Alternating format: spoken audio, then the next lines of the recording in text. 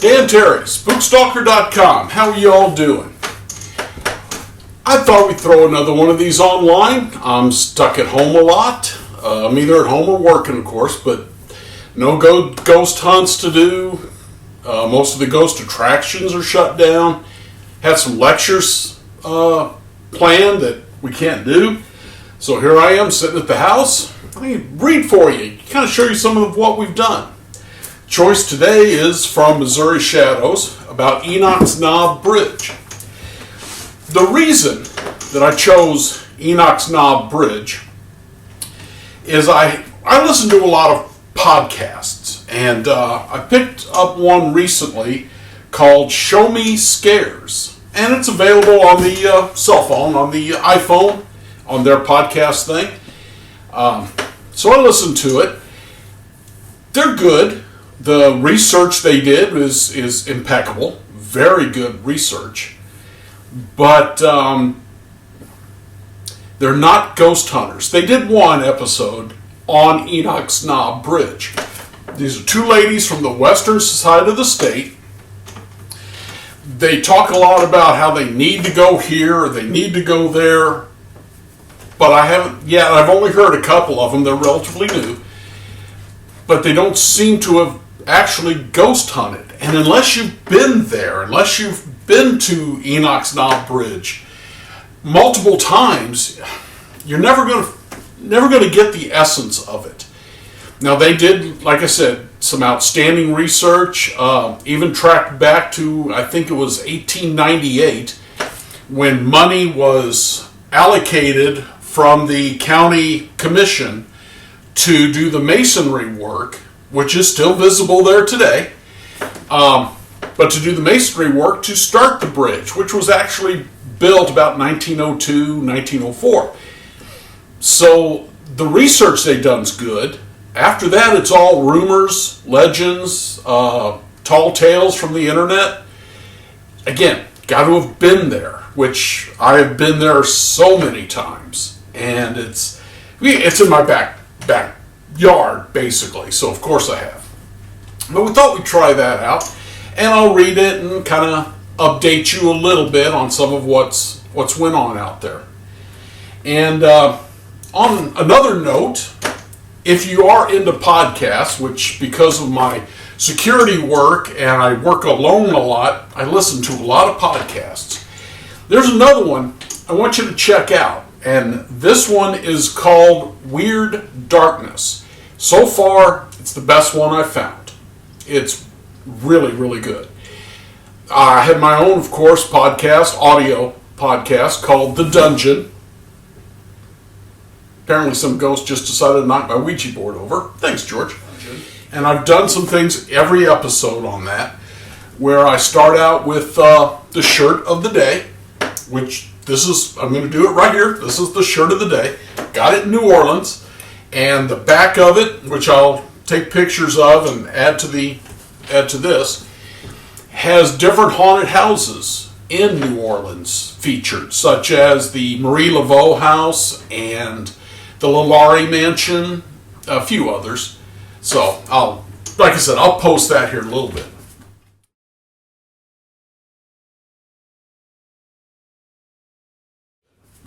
Another thing I always did on The Dungeon is drink of the day. So there's my shot glass from the Haunted Tavern Tour in Nashville. And the drink of the day is an Irish whiskey called the Sexton. My daughter actually bought this for me. I'll, again, also throw some pictures up of this.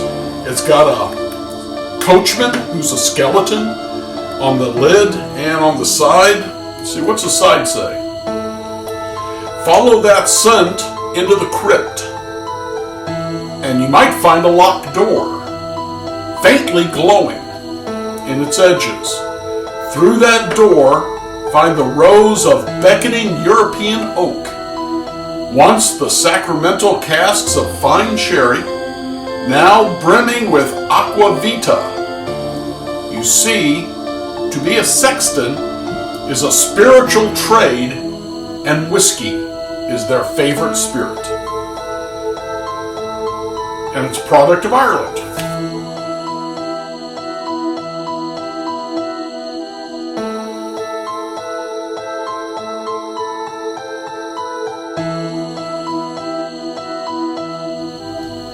Okay.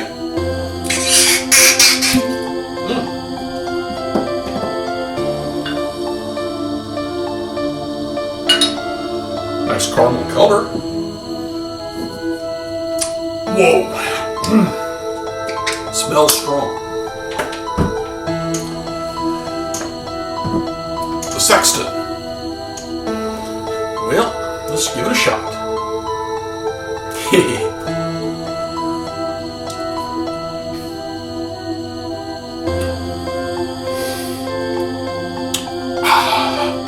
Not bad. Not bad. Wow. That's good stuff. It was actually apparently distilled in copper pots. Not bad at all, actually. I've had a lot worse.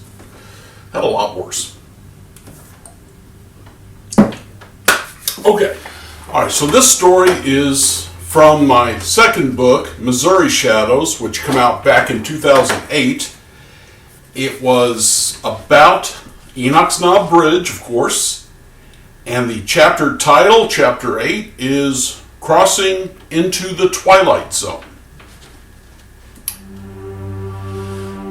The bridge stands like a lonely sentry, a rusty steel entrance to another world. Beth Creek, depending on the time of the year, usually flows below the rusted girders and rotted wooden floor. Its days are numbered. Since the Minnesota bridge collapse, the county has been checking all the bridges, fixing or replacing the worst ones.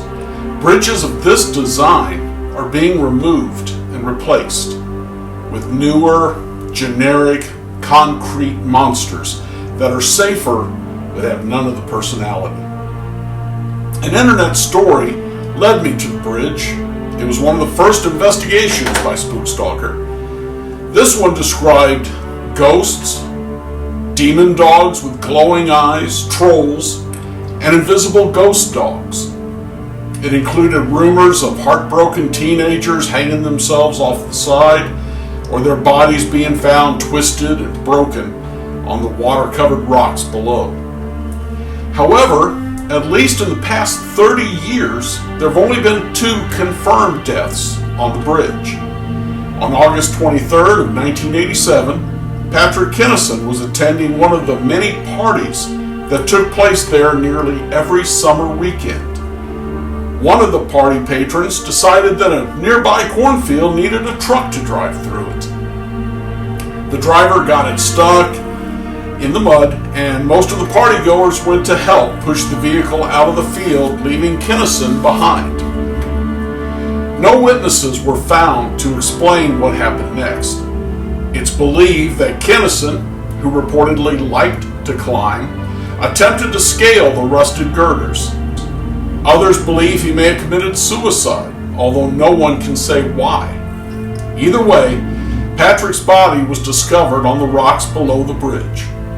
In the summer, the water is shallow with rocks sticking out above the surface. Kinnison was pronounced dead at the scene, and the death was ruled accidental. Friends of Patrick Kinnison say he was a practical joker and may be to blame for the reports of demon dogs with the glowing red eyes and monsters in the woods. No one has accused the other victim who died there of being funny. On May 9th, 2005, Stephen Cooksey, 41, met people he called friends at the old bridge. The exact purpose of the meeting is believed to have been a drug transaction. Cooksey had an extensive record, including forgery and drugs, and had been charged with narcotics as a prior offender twice. The last charge, dated 2001, put him away for 7 years. An overcrowded prison system and good behavior were responsible for him getting out early. He'd have been safer behind bars. Cooksey was killed by multiple shots with a .22 caliber rifle. Left to die, he he managed to crawl under his car. The murderers returned and set fire to the vehicle, burning his body as well. Is Cooksey still there in spirit? One county deputy who assisted in the murder investigation related that while crossing the bridge one night several months later, every electrical device in his car, except the radio, shut off. The engine died and the car continued to coast across the bridge to the other side. Once across the bridge, the electrical devices came back on and he was able to start the engine with no trouble. That deputy told me he would not do routine patrol across the Devil's Bridge again. I've been out on the bridge on numerous occasions, sometimes alone, sometimes with a group. Frank Guerin and I investigated there twice, once in the daytime, once in the night. The nighttime investigation, we got nothing. The daytime trip was more fruitful. Frank got a photo of what appears to be a whirlwind on the side of the bridge. On the day we was there was no wind and no whirlwind when the photo was taken. This is consistent with reports I've often heard of others seeing or photographing whirlwinds on both sides of the bridge. One teenager said he saw a whirlwind come down from the middle of the bridge, touch down, and return up like a small tornado into a clear blue sky. While we were looking at the photo, something that appeared to be a face was seen over the whirlwind location. The human mind can sometimes play tricks looking for patterns or some kind of shape in random dust. So on this trip, one unexplained whirlwind and a possible face in the dust. No proof. On May 13th of 2007, I took two of the newest members of Spookstalker, which was Jamie and Loretta, to the bridge for a little training.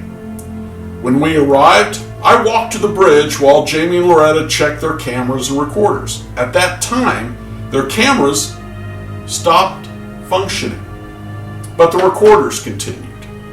Later, when they checked the recorders, we could hear Jamie complain that the camera had better work as she needed it the next day. Then, a male voice speaking in a flat, frightening monotone said, "Go to hell." The atmosphere seemed charged. I knew we weren't alone. At one point, I spread my arms out and said in a loud voice, "Okay, Pat, step over here for a picture, right here." And at that time, I felt what could only be described as a cobweb touching the back of my hand, a cold light brushing across the back of my hand. I knew I'd been touched. I asked for someone to photograph my hand. This time, Jamie reported the camera batteries had died. She had just put new ones in. Later, while checking the recordings, you can hear my voice say, "Step over for a picture, right here." And then a voice saying, then my voice saying, "Someone quick, photograph my hand." During that time, the same monotone voice as before speaks over my voice with a simple question: why? So when I asked for him to come over for a photograph, he asked why, but still came over and brushed my hand. Maybe Pat does have a sense of humor.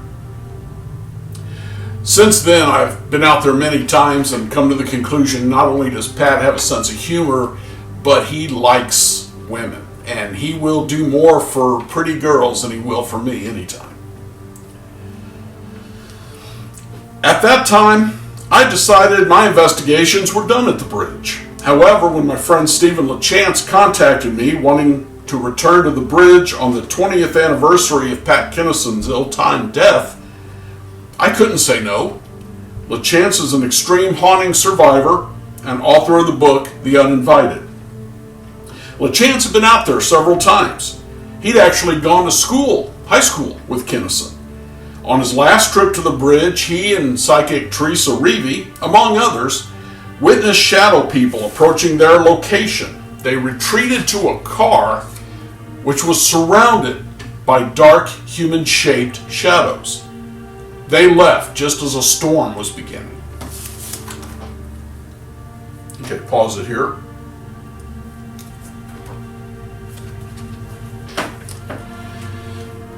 On August 23rd, 2007, at 11 p.m., I met with Loretta, Jamie, and along with Stephen LaChance, my friend and ghost magnet, Tim Clifton, and Stephen's son, who he identifies as Matthew in his story of his own terrifying haunting, and another paranormal group known as the Fly Girls.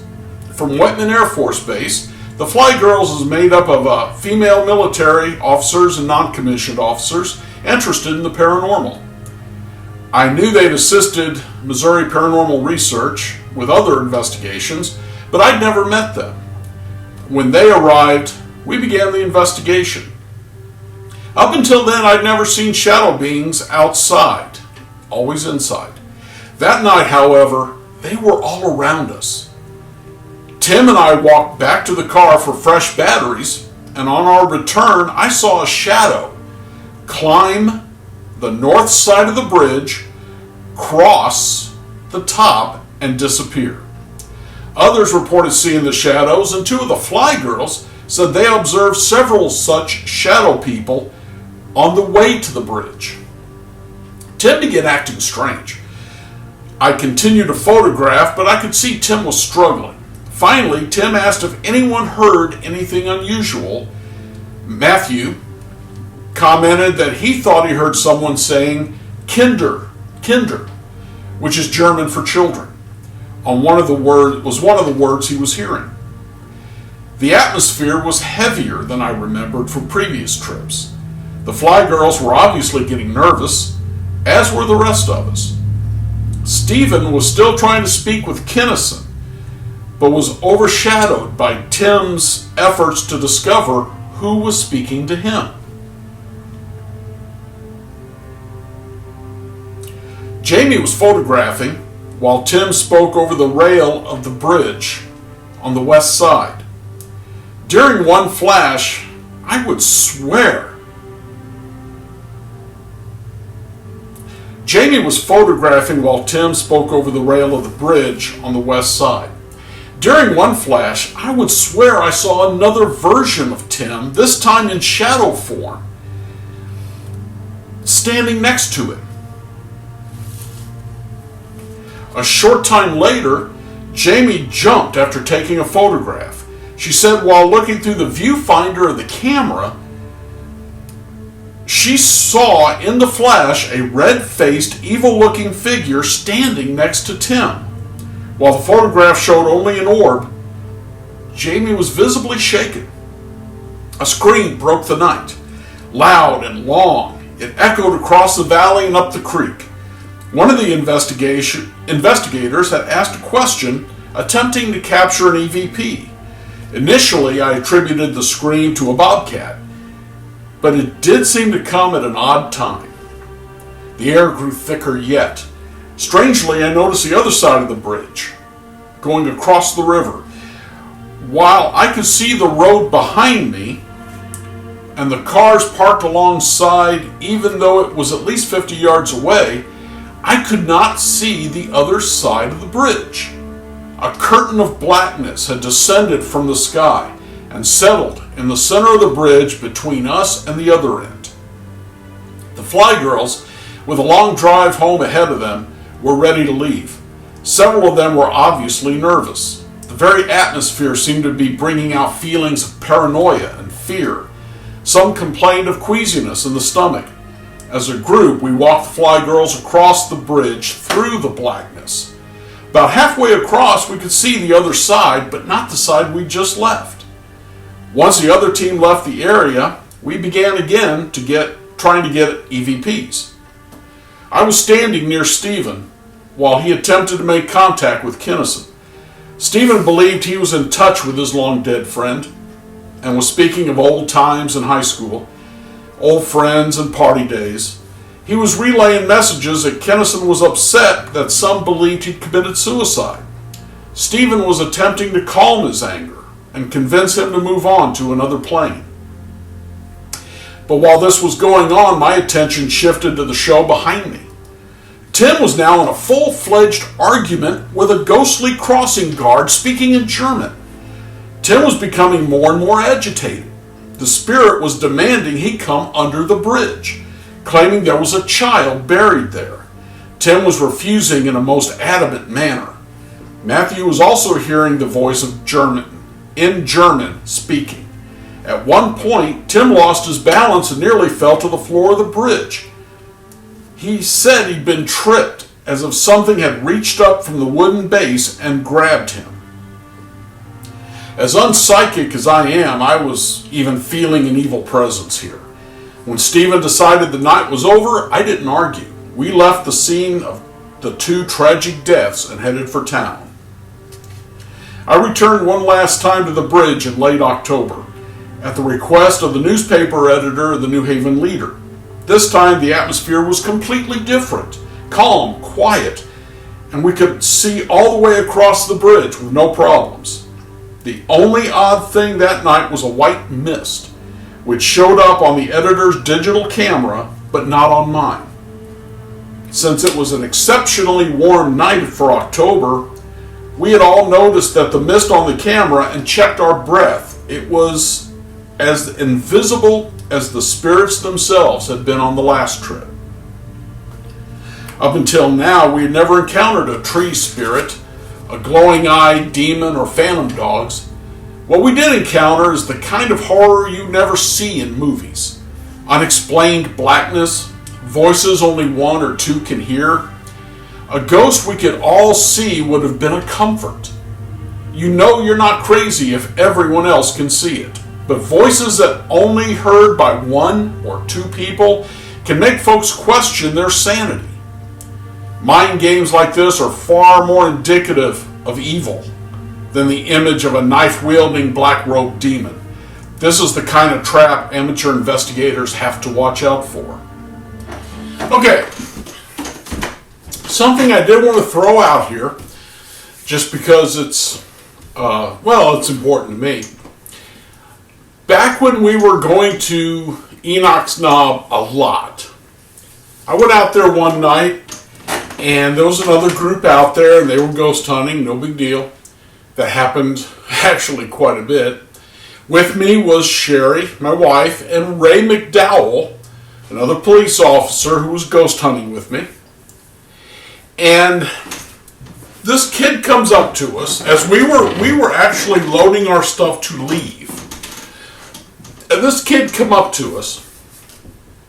He identified himself as the son of a sheriff's deputy, a detective, and I don't remember who he said his dad was. But he asked very hesitantly if he could show me something. He pulled out an old flip phone, and what it showed was him and another guy, and he told me we were playing around, we were messing around, we just got on the bridge, and what it showed was a car going up on the bridge and stopping. You could pretty much see the hand go and turn the key off. Somebody said, "Oh, the car died, I'm so scared." And then they shut the headlights off, and you could hear a voice say, "Oh, the lights went out, I'm so scared." And whoever else was in the car was saying, "Hey, chill out, man. This isn't cool. Stop it." And eventually, after playing around a little bit, they said, "Let's turn it," the other guy said, "Let's turn it back on. Let's get out of here." You saw him turn the engine on, turn the headlights on, and on the video, when the headlights came on, there was something in the middle of the bridge spin and disappear. And in that spin, you could see a long, what looked like braided ponytail, long, spin out. I got the impression, and maybe it's just me, I only saw it about 4 times. I kept going back and watching it again. I only saw it about 4 times, but it looked like a ragged, dirty kid, wild kid, I don't know what to say, but he had a long red ponytail and he did one about 3/4 of a spin and disappeared. And I know whoever was out there, his girlfriend said, hey, I don't want to see this. She walked away. She was scared. He showed me. And he said he'd try and get it to me, but he wasn't sure if he could get it off that phone. It was, like I said, an old flip phone. Never did get the video. Never figured out who the hell it was. If anybody has seen that video, please answer below on YouTube, or you can get on my website, or send me an email, which is, spookstalker@gmail.com or danterryghost@gmail.com. Let me know. I really would love still to see that, to get that again, to watch it and to use it in my lectures, because it was an incredibly awesome video that took place right there on the bridge. It was amazing. So if anyone has seen that or knows who I can talk to about getting that, please get hold of me. Well, folks, I want to thank you all for joining up with me and sitting here and listening to my stories. We'll try and do this again here pretty soon. But I'm really hoping this whole sickness thing is over soon. And when it is finally over, you're going to be wanting to do something, and a lot of y'all, especially the folks that's following me regularly, are going to want to do something ghost related. Let me give you a couple of ideas. When this is all done, these ghost tour groups, and there's several, and as you know, I've been on a lot of them, they are going to be trying to kick it off again, trying to restart. Going to be tough. They could use your help. They could use your patronage.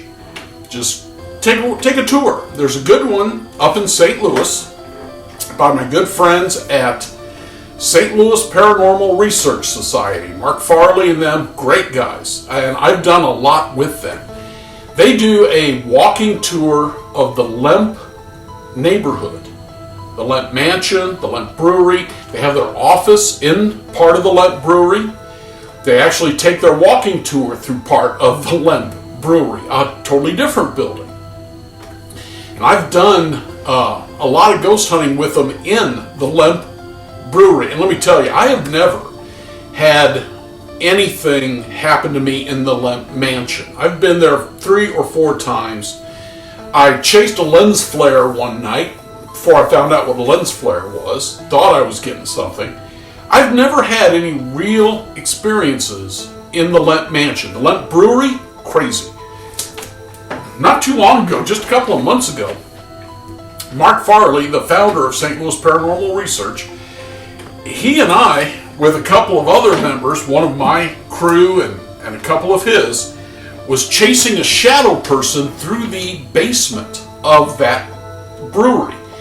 And God, it was wild. Also, Mark does a monthly lecture, which you can get reservations to go see. He's done it on Ouija boards, which he did an outstanding job. He's done it on a serial killer in the Lemp District, which is pretty cool also. They're around Cherokee. And he's done a lot of others too. I've been to several of them. The man knows how to research, knows how to talk, does a really good job. So check that out. Their website is seeaghost.com, SEEA ghost.com. And their schedule, once they get back up and running after the problems here, the flu or coronavirus, once they get that done, they'll be back up. You get their schedule there, and it's fun. They're really good. For you folks that follow me on the other side of the state or over in Kansas, Ghost Tours of Kansas will kick back off. I've been with them many times. I've ghost hunted with them. Awesome people. Kathy's a sweetheart. She runs it. And Road Trip Paranormal, who did a ghost conference in Wilson, Kansas last year, and and allowed me to speak there. They do a lot of this. They do a lot of conferences over in that side, Kansas area. They do a lot of the tours with Ghost Tours of Kansas. Their website is roadtripparanormal.com. Check them out if you're wanting to go over that way, or if you live over in that area. Do some of theirs.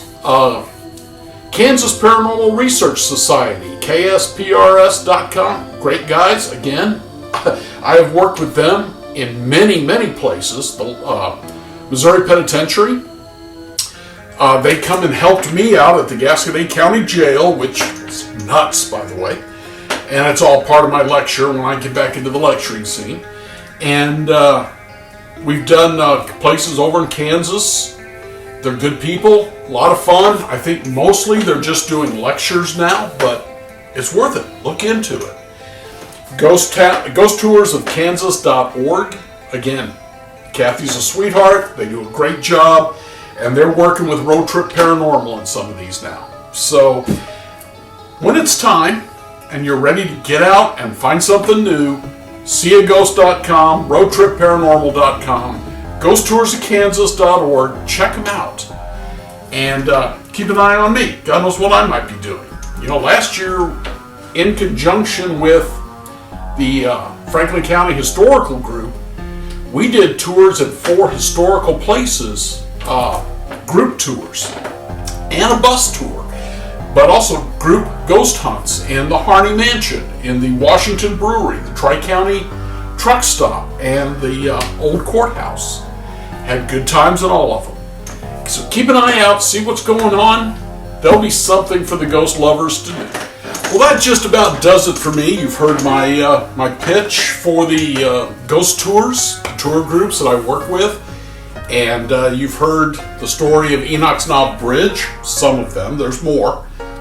And again, I will have a longer chapter about them, probably in the next book, which tentatively I'm going to call Herman Shadows 2, just because Herman Shadows is still my bestseller. And for those of you looking for my books, they are available, first off, on Amazon Kindle, if you're into ebooks, which I am. River Shadows, Ghost Walk, and Ghost Walk is one not available in print, only an ebook, and Too Ornery to Die, and Supernatural Washington. So those 4 books are available as an ebook. And on the Nook from Barnes & Noble, Too Ornery to Die, Ghost Walk, and Supernatural Washington are all available again as an ebook. And one of the neat things about them is you can click on the picture and bring it up. Some of them are in color rather than just black and white like the book. It's worth checking out, and I think most of them is a little cheaper than buying the print. But if you're into print books, and it's really tough to get your Nook or Kindle signed by the author. So if you're into paperbacks, my books are all available at Pratt's Pharmacy. When the bookstores reopen, buy the book in Herman. We'll have Herman Shadows, and it'll have Supernatural Washington, the newest one, and it'll have a few of the others. Mommy and Me Again, and Chimera Creative Works, both of which are haunted buildings in Washington that were part of Supernatural Washington. They all carry Supernatural Washington, as does Neighborhood Reads, the bookstore in Washington. So, yeah, my books are available out there in both forms. And after a good story about the haunted bridge, how about another shot of this whiskey? It's actually pretty good. Bam, it's strong. Half shot this time. So, to my friends out there, here's hoping the virus gets done really quick. Y'all, stay haunted.